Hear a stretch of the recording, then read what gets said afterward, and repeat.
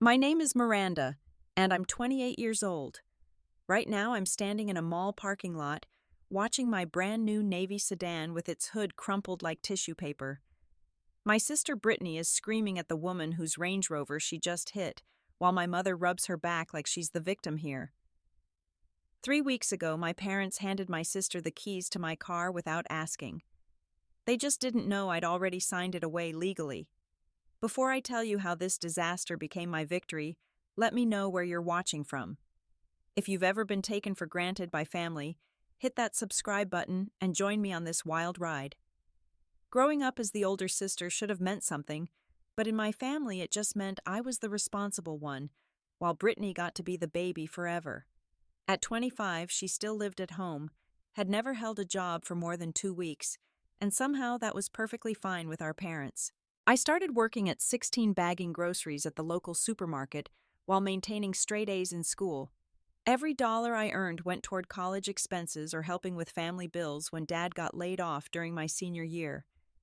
Now I work as a senior marketing manager at a tech company downtown, pulling in six figures after years of climbing the corporate ladder. I earned my MBA at night while working full-time, surviving on 4 hours of sleep and endless cups of coffee. Meanwhile, Brittany dropped out of college 3 times. First, she said the professors were mean. Then the schedule was too early. The third time, she simply stopped going, and nobody seemed to care except me. I remember coming home after a 14-hour day last month, exhausted from launching a major campaign to find my family planning Brittany's birthday celebration. They'd bought her tickets to Hawaii because she was feeling stressed about maybe looking for a job. When I asked what they did for my birthday 2 months earlier, Mom looked confused before remembering the rushed dinner at Applebee's where they spent most of the time on their phones. The unfairness had been building for years, but I'd always swallowed it down. Good daughters don't complain. Good daughters help the family. Good daughters share everything. That's what they'd trained me to believe since I could walk. But something shifted in me that night as I watched them fawn over Brittany's vacation plans, while I stood there invisible despite paying for half the mortgage on the house we all lived in. My best friend Emma had been telling me for years that I needed to set boundaries. We'd have wine nights where I'd vent about the latest injustice and she'd shake her head in disbelief. Miranda, you're not their parent. You're not responsible for Brittany's failures or your parents' enabling. But breaking free from family patterns isn't as simple as recognizing they exist. The decision to buy myself a car came after a particularly rough week at work. I'd landed a massive client, secured a $50,000 bonus, and realized I'd been taking the bus or getting rides for 28 years while funding everyone else's needs. Brittany had crashed 2 cars already, both paid for by our parents' retirement savings, yet somehow I was still sharing my 10-year-old Honda with her until it finally died last winter. For 3 years, I'd been secretly saving. Every bonus, every tax return, every freelance project went into my freedom fund. I researched cars, obsessively reading reviews and comparing features late into the night. This wasn't just about transportation. It was about having something that was purely mine, something I'd earned through my own sweat and sacrifice. The savings account grew slowly but steadily. 20,000, then 30, then finally 45,000. Enough for a beautiful sedan and a cushion for insurance and maintenance. I'd hidden the statements, never mentioned my plans, because I knew what would happen if they found out. There would be guilt trips about family loyalty suggestions that I should help Brittany get a car first, since she needed it more despite her never having earned a penny toward one. I spent hours at different dealerships on my lunch breaks, test driving vehicles and imagining the freedom of having my own keys. The salespeople probably thought I was just another tire kicker, but I was methodical. I had spreadsheets comparing every aspect of each model from safety ratings to resale value. This was going to be perfect because it had to be. It was my Declaration of Independence wrapped in metal and leather. The day I bought my sedan was supposed to be one of the happiest of my life. I'd taken a personal day from work, told my family I had a doctor's appointment, and drove my rental car to the dealership 40 minutes away where nobody would recognize me. The moment I walked through those glass doors, I felt like a real adult for the first time, someone making a major purchase with money I'd earned myself. The salesman Tony treated me with respect when he saw I'd done my homework. No condescending explanations about financing or patronizing suggestions about smaller models. I knew exactly what I wanted: the navy blue sedan with the sport package, cream leather interior, upgraded sound system, and every safety feature available. When we took it for a test drive, I nearly cried feeling that smooth acceleration and whisper-quiet cabin. Signing the papers felt surreal. My hand shook slightly as I wrote check after check, but it was excitement, not fear. Tony handed me the keys with a genuine smile, and I sat in my car. My actual car that belonged only to me, breathing in that new car smell and running my hands over the steering wheel. I took about 50 photos from every angle, the sunlight making the paint shimmer like deep water. The drive home was pure joy. I played my favorite playlist through those premium speakers, adjusted my seat and mirrors exactly how I wanted them, and felt the kind of happiness that comes from achieving something entirely on your own. But as I got closer to home, that joy started mixing with dread. I knew I'd have to tell them, and I knew exactly how it would go. I called Mom first, sitting in the driveway of a Starbucks needing caffeine courage. "Hi, honey," she answered, distracted as always when it was me calling. I could hear the TV in the background, probably one of Brittany's reality shows. "Mom, I have some exciting news. I bought a car today. A brand new sedan." The silence lasted maybe 3 seconds. "That's nice, dear. Will you be home for dinner?" "That's nice, dear." 3 words that summed up 28 years of being overlooked. I sat there staring at my beautiful car, waiting for her to ask about the color, the model, how I'd saved for it, anything that showed interest in this massive achievement. Instead, I heard her telling Brittany that I'd bought a car, and immediately Brittany's voice pierced through the phone. "Oh my God, I can't wait to drive it. What color is it?" By the time I got home, they were waiting in the garage like a welcoming committee, but not the kind you want. Dad stood with his arms crossed, that expression he gets when he's about to lecture me about family values. Mom had her hand on Brittany's shoulder, and Brittany was practically bouncing with excitement, already dressed to go out. "Let's see it then," Dad said, and I clicked the key fob, making the headlights flash. Brittany squealed and ran over immediately, trying the driver's door, which was locked. Open it," she demanded, and I reluctantly unlocked the car. She slid into the driver's seat before I could say anything, adjusting my carefully positioned settings and grabbing the steering wheel. "Family shares everything, Miranda," Dad stated, not asked, stated like it was carved in stone somewhere. "Your mother and I discussed it, and we think it's only fair that Brittany has access to the car, too. She needs it for job interviews." The laugh that almost escaped my throat would have been bitter enough to poison the air. Job interviews. Brittany hadn't updated her resume in 2 years. Mom walked over to the kitchen drawer, the one where we kept spare keys, and pulled out a key fob I didn't recognize. My spare key. They'd gone through my purse while I was in the bathroom and made a copy already. She handed it to Brittany like it was a graduation present, and my sister clutched it with both hands, grinning at me with that smug expression she'd perfected over the years. "I need the car tonight," Brittany announced, still sitting in my driver's seat. "Ashley's having a party in the hills, and I promised to drive everyone." The casualness of her entitlement hit me like cold water. I'd owned the car for less than 4 hours, and she was already claiming it. "No," I said, finding my voice. "This is my car. I paid for it with my money. I saved for 3 years." The moment the words left my mouth, I knew I'd made a tactical error. Dad's face darkened and Mom's expression shifted to that disappointed look she'd weaponized since my childhood. Miranda Ann Peterson. Mom used my full name, a sure sign I was in trouble. "I cannot believe you're being so selfish. Your sister is family. Family helps each other. You make enough money to buy another car if you really need one all to yourself. Don't be ridiculous." Brittany smirked from the driver's seat, already adjusting the mirrors and programming the radio stations. "Yeah, Miranda, don't be selfish. It's just a car.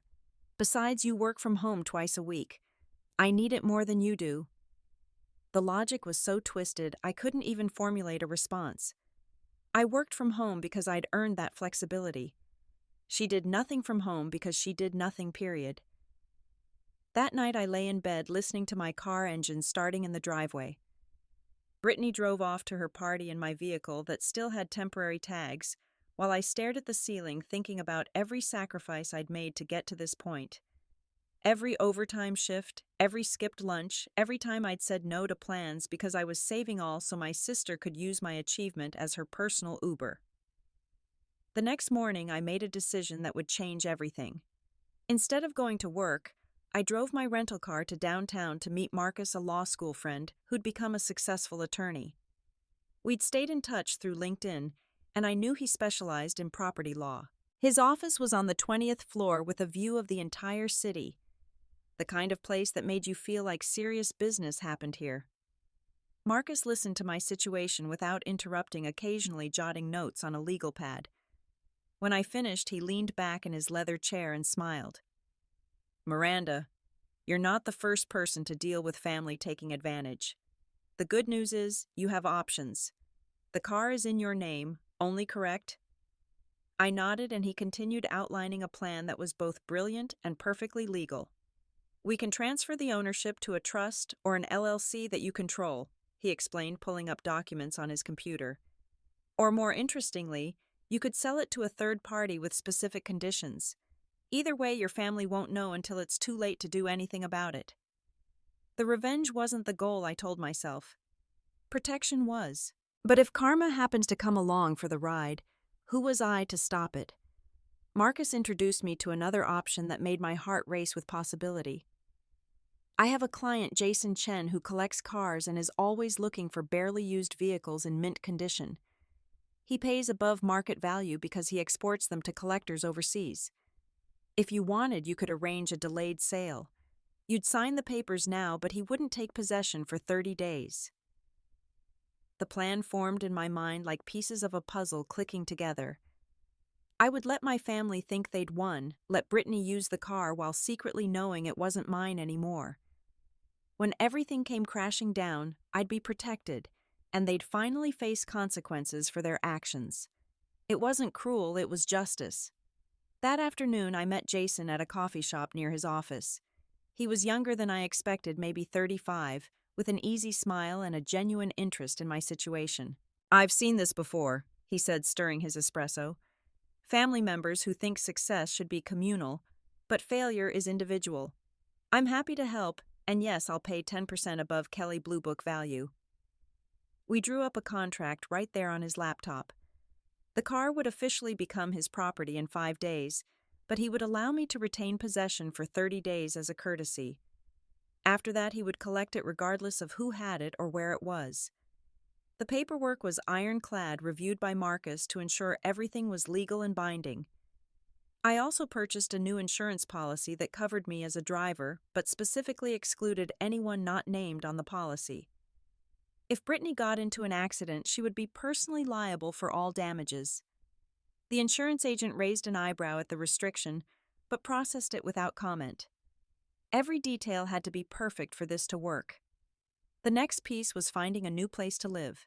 I'd been browsing apartments for months, dreaming about having my own space, and now I had the motivation to make it happen. I found a 1-bedroom in a secure building with underground parking, signing the lease to start in 3 weeks. The movers were scheduled, utilities transferred, and I'd even bought new furniture that would be delivered directly there. While I was planning my future, Brittany was destroying my present. She took the car every single day, sometimes not returning until 3 or 4 in the morning. I started documenting everything with photos and videos. The coffee stains on the passenger seat from her friend's spillage, the scratches on the rim from when she hit a curb, the fast food wrappers shoved under the seats. My beautiful car was becoming a garbage dump on wheels. When I mentioned the damage to Mom, she waved it off. "Cars are meant to be driven, Miranda. You can't expect it to stay perfect forever. Besides, Brittany is being careful. She told me she's been very responsible with it." Responsible? My sister, who'd never been responsible for anything in her life, was suddenly trustworthy with a $45,000 vehicle. Dad was even worse. When I showed him the scratches, he said I was being materialistic.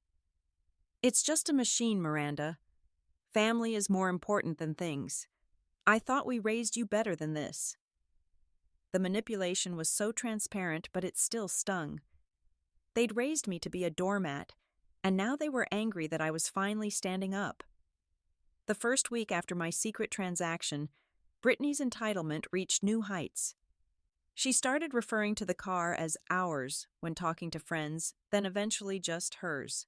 I overheard her on a video call saying, "Yeah, I just got a new sedan. It's navy with cream leather. Super bougie, right?" My jaw clenched so hard, I thought I'd crack a tooth, but I smiled and continued making my lunch like I hadn't heard. She drove it to places I'd never take a new car. Construction sites, where her latest boyfriend worked. Beach parties where sand would get everywhere. Downtown clubs where the valet parking attendants were known for joyriding. Every morning I'd look out the window to see what new damage had appeared overnight, documenting it all with my phone. The second week brought escalation. Brittany started having her friends smoke in the car, even though I'd specifically bought it as a smoke-free environment. When I confronted her, she laughed in my face. "Relax, we cracked the windows. It's not like you have asthma or anything. God, you're so dramatic about everything." Mom backed her up, naturally saying air freshener would solve any smell issues. Then came the Las Vegas trip. Brittany announced at dinner that she and 3 friends were driving to Vegas for a long weekend. In my car. Without asking permission or even pretending to consider my opinion. "We're leaving Thursday night," she said between bites of the dinner I'd cooked. "We'll be back Sunday afternoon, probably." "Absolutely not," I said firmly. "That's 400 miles each way, plus Vegas traffic and parking. No way." But Dad immediately intervened. "Miranda, stop being controlling. Your sister deserves to have fun with her friends. What's the point of having a nice car if you can't enjoy it?" The irony of him calling me controlling while they controlled my property was lost on everyone but me. They left that Thursday night as planned. I watched from my bedroom window as Brittany and her friends loaded the trunk with enough luggage for a month their pre-gaming already started based on their stumbling and shrieking. My car, my beautiful achievement, disappeared into the night with a drunk 25-year-old at the wheel. I didn't sleep that entire weekend. I tracked the car through the GPS app I'd installed, watching it speed through the desert at 90 miles per hour. I saw it parked at various casinos and clubs, stationary for hours at sketchy motels. Every notification made my stomach turn, but I documented everything for the records. Sunday came and went with no sign of them. Monday morning, Brittany finally rolled in around noon, the car covered in dust and bird droppings with a massive dent in the passenger door. "Some idiot in a parking garage," she explained with a shrug. "But it's fine, insurance will cover it." She tossed the keys on the counter and headed to her room to sleep off her hangover. I examined my car like a crime scene. The interior reeked of marijuana and vomit. There were burn holes in the back seat from cigarettes. The navigation system had been reprogrammed with addresses to places I'd never want associated with my name. The odometer showed they'd driven over 1,500 miles, not the 800 a round trip should have been. When I presented this evidence to my parents, demanding they make Brittany pay for detailing and repairs, Mom actually blamed me. "If you'd gone with them to keep an eye on things, this wouldn't have happened. You know your sister gets carried away sometimes. This is partly your fault for not being more involved." The mental gymnastics required to reach that conclusion should have qualified her for the Olympics. The third week was when I started my final preparations. I packed my important documents, valuable items, and essential clothes in boxes labeled as work materials. I changed my mailing address to my new apartment. I removed myself from joint accounts and created new ones at a different bank. Every day, I moved a little more of my life out of that house while they remained oblivious. Meanwhile, Brittany had started using the car for a side hustle she'd never mentioned before. Apparently, she was charging her friends for rides to parties and events, turning my vehicle into an unlicensed taxi service. She was making money off my investment while I took the bus to work to avoid confrontation. The audacity was almost admirable, if it wasn't so infuriating. The documentation folder on my laptop grew thicker. screenshots of her social media posts with my car, videos of her doing donuts in an empty parking lot, text messages where she promised friends she could be their designated driver for cash, security footage from our doorbell camera showing her stumbling to the car after pre-gaming, everything time-stamped and backed up to multiple clouds. Day 29 arrived with an unusual Southern California heat wave, the kind that makes the air shimmer over asphalt and turns cars into ovens. Brittany announced at breakfast that she had an important meeting with potential investors for a business idea she'd been developing. We all knew this meant she was going to ask someone's rich parents for money, but nobody challenged the fiction. She spent 2 hours getting ready, using up all the hot water and leaving the bathroom looking like a tornado had hit it. When she finally emerged, she was dressed in one of my business suits that she'd taken from my closet without asking. "I need to look professional," she said, grabbing the car keys from the hook. "This could change everything for me." I watched her drive away at exactly 2:15 in the afternoon, knowing that Jason would be taking possession of his property tomorrow at noon. The timing was either poetic justice or cosmic intervention. Either way, I felt a strange calm settling over me as I continued packing the last of my hidden boxes. The call came at 4:30. Brittany was sobbing so hard I could barely understand her words. "Miranda, you have to come right now. I'm at the Beverly Hills Mall parking structure. I hit someone's car and they're being such a bitch about it and Mom isn't answering and I don't know what to do." The panic in her voice was real this time, not the manufactured drama she usually produced. I called an Uber, bringing my folder of documentation and Jason's contact information. The ride to Beverly Hills felt like ascending to Judgment Day. The driver kept glancing at me in the mirror, probably wondering why I was smiling during what seemed to be an emergency. If only he knew the emergency was about to become a revelation. The scene at the parking structure was chaos. My sedan was crumpled against a pristine white Range Rover, the hood folded like an accordion. Brittany stood between the vehicles, mascara streaming down her face as she gestured wildly at a woman in designer clothing who was photographing every angle of damage to her luxury SUV. The woman who introduced herself as Patricia Williams, wife of a Fortune 500 CEO, was not interested in Brittany's excuses. "I don't care if you were distracted. You rear-ended me at full speed. This is a $200,000 vehicle, and you're going to pay for every cent of damage." Her lawyer was already on speakerphone discussing liability and lawsuits. Mom arrived 15 minutes later in Dad's truck, immediately rushing to comfort Brittany like she was the victim. There, sweetheart. Accidents happen. We'll figure this out." She turned to Patricia with that fake smile she used for people she considered beneath her. "I'm sure insurance will handle everything. There's no need for all this drama." The police arrived shortly after 2 officers who looked thoroughly unimpressed by Brittany's tearful explanations about sun glare and confusion. They started taking statements, and when they asked for the vehicle registration and insurance, that's when I made my move. "Officers, I should clarify something. I don't own this vehicle anymore." The silence that followed was beautiful. Everyone turned to stare at me, including Brittany, whose tears stopped like someone had turned off a faucet. "What are you talking about?" Mom demanded, her voice sharp with disbelief. "Of course you own it. We were all there when you bought it." I pulled out my phone and showed them the bill of sale dated 25 days ago. "I sold this car to Jason Chen nearly a month ago. He was allowing me to use it as a courtesy until tomorrow, but any authorized use was limited to me personally." I turned to the officers. "My sister has been driving this vehicle without the owner's permission." As if summoned by his name, Jason pulled up in his Tesla, stepping out with the casual confidence of someone who knew exactly how this would play out. He looked at the damaged sedan and shook his head sadly. "That was a beautiful car. I was planning to ship it to a collector in Japan next week."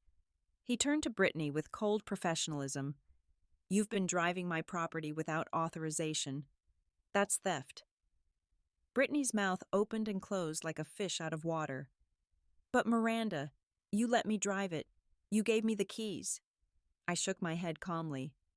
"No, our parents took my spare key and gave it to you. I never consented to you driving it, which is why you're not on the insurance policy either." The revelation that she was uninsured sent Patricia Williams into a fresh wave of fury. "So you're telling me this girl has no insurance coverage for this accident? She destroyed my Range Rover with no way to pay for it." Her lawyer's voice through the phone grew louder, throwing around terms like personal liability and civil suits. Mom tried to salvage the situation with manipulation. "Miranda, how could you do this to your sister, to your family? This is cruel and vindictive." But the officers were more interested in the legal facts than family drama. They confirmed that Brittany had been driving a vehicle she didn't own without permission from the legal owner, which constituted unauthorized use at minimum. Jason presented his insurance documentation, which explicitly excluded coverage for anyone not authorized by him in writing. "I'll be filing a claim for the total loss of my vehicle," he said calmly. "The estimated value is $52,000 with the premium package and low mileage." He looked directly at Brittany. "I'll expect payment within 30 days, or I'll have to pursue legal action." The parking structure became a battlefield of accusations and denials. Dad arrived just as the tow trucks were loading both damaged vehicles, his face purple with rage. "Miranda, what have you done? You've destroyed this family over a car." The irony of him saying I destroyed the family while standing next to the daughter who'd actually destroyed the car was completely lost on him. Brittany had stopped crying and moved into anger. "You're such a bitch, Miranda. You planned this whole thing to humiliate me." I stayed calm, my voice level. "I planned to protect my assets from people who felt entitled to them. You humiliated yourself by stealing from someone and getting caught." The police issued Brittany citations for driving without insurance and reckless driving based on witness statements about her speed before impact. Patricia Williams's lawyer informed her that she'd be receiving a lawsuit for damages exceeding $100,000. Jason's lawyer, who'd also arrived, presented Brittany with a demand letter for the full value of his destroyed vehicle. Mom was practically hyperventilating. "Where is Brittany supposed to get that kind of money? She doesn't have a job." As if that was somehow my problem or Jason's concern. The real world had finally crashed into their bubble of enablement, and they had no idea how to handle it. "Perhaps she should have thought of that before stealing and destroying someone else's property," Jason said coldly. "I'm a businessman, not a charity. Your daughter destroyed my investment, and I expect to be compensated." He turned to leave, then paused. "Miranda, it was a pleasure doing business with you. I'm sorry your family complicated things." Back at the house that evening, the full scope of the disaster became clear. Brittany was facing potential criminal charges for unauthorized use of a vehicle. 2 separate lawsuits, totaling over $200,000. Her credit would be destroyed before it even had a chance to build. The safety net of family money wouldn't be enough to catch her this time. Dad had to call his brother, a successful contractor he'd been feuding with for years, to beg for a loan. Mom liquidated her jewelry collection pieces passed down from her mother that she'd treasured. They had to take a second mortgage on the house that I'd been helping pay for, all to cover Brittany's consequences while she sat in her room posting victimhood stories on social media. I packed the rest of my belongings that night while they held a family meeting I wasn't invited to attend. Through the thin walls, I could hear them trying to figure out how to spin this to extended family and friends. How to make me the villain and Brittany the victim. The narrative they were constructing was so far from reality, it could have been fiction. My new apartment key felt heavy in my pocket, weighted with possibility. Tomorrow I would wake up in my own space, surrounded by my own things, living my own life. No more subsidizing their dysfunction. No more being the responsible one who absorbed everyone else's failures. No more being invisible until they needed something. Before leaving the next morning, I left a letter on the kitchen counter. Not an apology or an explanation, but a simple statement of facts. I listed every dollar I'd contributed to the household over the years, every bill I'd paid, every time I'd covered for Brittany's mistakes. The total was over $150,000. At the bottom, I wrote, "Consider us even." Mom tried to stop me as I carried the last box to my rental car. Miranda, please. We're family. You can't just leave like this. I looked at her, really looked at her for maybe the first time. You're right, we are family, which is why you felt entitled to take what was mine without asking. Why you expected me to sacrifice everything while giving Brittany nothing. Family shouldn't mean exploitation. Brittany appeared in the doorway, looking smaller somehow without her usual bravado.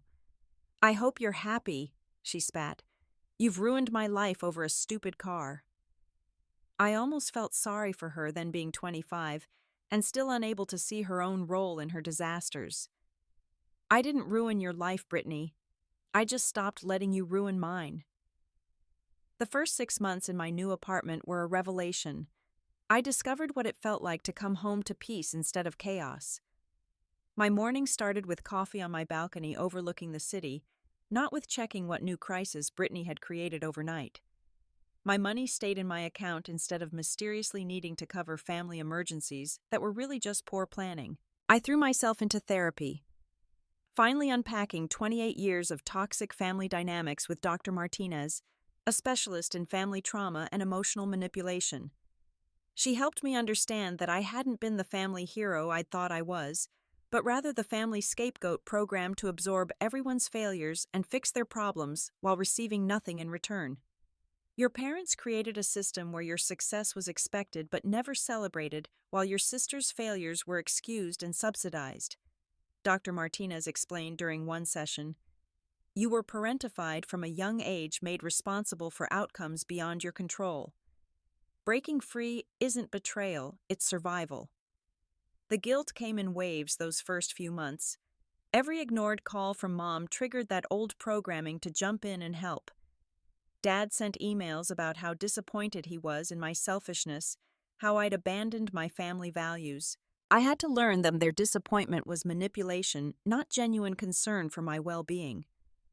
Through social media stalking, I knew I shouldn't do but couldn't resist. I learned that Brittany had finally gotten a job. Not a career, but a retail position at a department store. The same kind of job she'd mocked me for having at 16. The lawsuits had been settled out of court, draining my parents' retirement accounts and forcing them to downsize their lifestyle significantly. Work became my sanctuary, and my success accelerated without the constant drain of family drama. I led a campaign that won 3 industry awards. My boss promoted me to director of marketing with a 40% salary increase. I bought a new car, a practical SUV this time, and felt no obligation to share it with anyone. The key fob stayed with me, only me, and that simple fact brought me more joy than the car itself. I built a chosen family of friends who celebrated my successes instead of diminishing them. Emma threw me a promotion party that was everything my family had never done, complete with champagne and genuine pride in my achievements. My coworkers became my support system, checking in when I seemed stressed and offering help without expecting me to sacrifice everything in return. 5 months after the incident, Mom sent a different kind of email. Not the usual guilt trips or demands to come home, but something that approached accountability. She admitted they'd favored Brittany unfairly, though she still couldn't quite acknowledge the extent of the damage. We should have appreciated you more, she wrote. But family forgives, doesn't it? I drafted a dozen responses to that email but never sent any. Family forgives, but forgiveness doesn't mean returning to dysfunction. It doesn't mean pretending years of exploitation never happened. Sometimes forgiveness means loving people from a distance where they can no longer hurt you. Brittany reached out once 6 months after everything fell apart. Her message was classic deflection, blaming me for not warning her about the sale, for embarrassing her in front of important people, for ruining her chances at success. No acknowledgement of theft. No recognition of her entitlement. No apology for years of taking what wasn't offered. I blocked her number without responding. The extended family divided into camps when the story spread. Some relatives, especially my father's siblings who'd witnessed years of favoritism, supported my decision. My Uncle Robert called to say he was proud of me for finally standing up for myself. We all saw how they treated you, Miranda. You lasted longer than any of us would have. Others, mainly my mother's family, painted me as the villain who'd abandoned poor Brittany in her time of need. They conveniently ignored that her time of need was self-created through theft and entitlement. I learned to be comfortable with being the villain in their narrative. Every hero is someone's villain, and I was finally the hero of my own story. A cousin's wedding 8 months later became the first test of navigating family events. I attended because Sarah had always been kind to me, but I knew they would all be there. I wore my best dress, arrived late enough to skip the receiving line, and kept my interactions surface level and brief. They'd aged visibly in those 8 months. Dad's hair had gone completely gray. Mom's designer clothes had been replaced with off-the-rack alternatives. Brittany stayed glued to Mom's side, no longer the confident party girl, but someone who'd been humbled by consequences. They'd already spread their version of events, painting me as vindictive and cruel, but I didn't correct anyone. The truth didn't need my defense. During the reception, Mom cornered me near the bathroom. "Miranda, please come home. We miss you. We need you." The old me would have crumbled at those words, would have rushed back to fix everything. But therapy had taught me to recognize emotional manipulation. They didn't miss me. They missed what I provided. They didn't need me. They needed my resources. "I am home," I told her simply. "I hope you're all doing well." I walked away before she could respond, before the tears she was preparing could be deployed. Brittany tried to intercept me at the exit, but I simply walked around her like she was furniture. The time for confrontation had passed. Now there was only forward motion. People ask if I regret what I did, if I feel guilty about the consequences they faced. The truth is, I regret not doing it sooner. I regret the years I spent subsidizing their dysfunction, enabling Brittany's entitlement by cushioning her from consequences. I regret believing that family meant accepting exploitation disguised as love. The car was never just about transportation. It was about ownership, not just of property, but of my own life. When they took those keys, they were taking my autonomy, my achievement, my proof that I could succeed despite their indifference. Getting it back through perfectly legal means wasn't revenge, it was reclamation. I think about the lessons learned from that navy sedan with cream leather seats, how it taught me that boundaries aren't cruel, they're necessary, that family doesn't entitle anyone to your achievements, that sometimes the most loving thing you can do is let people face the consequences of their actions, even if they're people you share DNA with. My therapist says I'm thriving now, not just surviving. I wake up excited about my life instead of dreading what crisis awaits. My bank account grows instead of mysteriously depleting. My achievements are celebrated by people who genuinely care about my happiness. The price of this freedom was letting go of a family that never really saw me as more than a resource to exploit. The last time I drove past my childhood home, there was a for sale sign in the yard.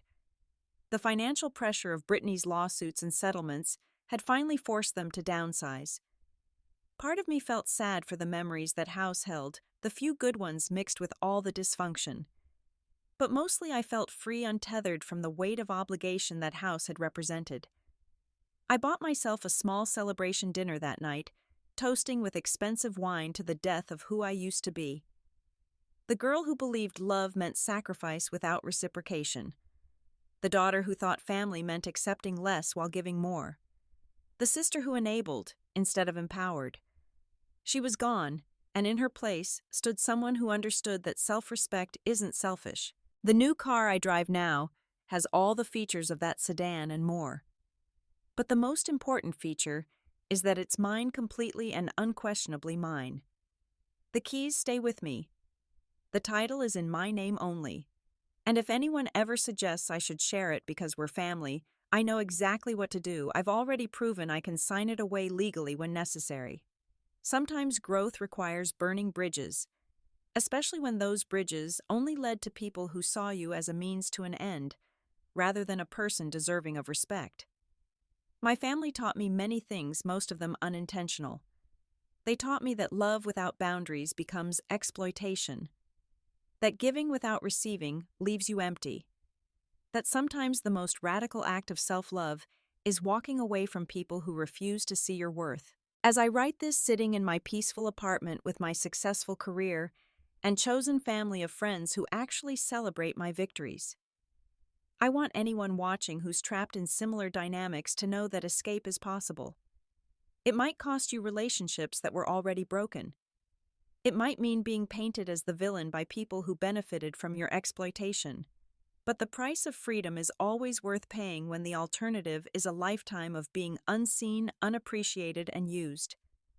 The sedan is long gone, probably resold by Jason to another collector after the insurance claim was settled.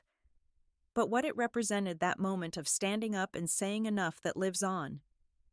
Every boundary I set now traces back to that moment in the parking garage when I revealed the truth and watched their entitlement crumble against legal reality.